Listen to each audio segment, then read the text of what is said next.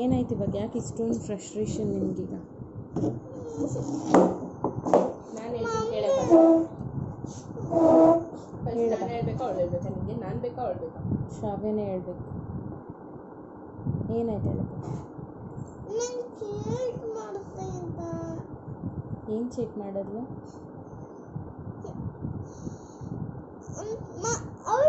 Mummy ಸರ್ದಿ ಬಂದಾಗ ನಾನು ಸುಮ್ಮನೆ ಕುಡಿತಿಂತಾನೆ, ನಿನ್ನ ಸರ್ದಿ ಬಂದಾಗಲೂ ನಾನು ಸುಮ್ಮನೆ ಕುಡಿತಿಂತಾನೆ. ನನ್ನ ಸರ್ದಿ ಬಂದಾಗ ಪ್ಲೀಸ್ ಸ್ವಲ್ಪ ಬರಲಿ, ಆ ನಂಬರ್ ಬರಲಿ ಅಂತ ಏನಕ್ಕೆ ಹೇಳೋದು?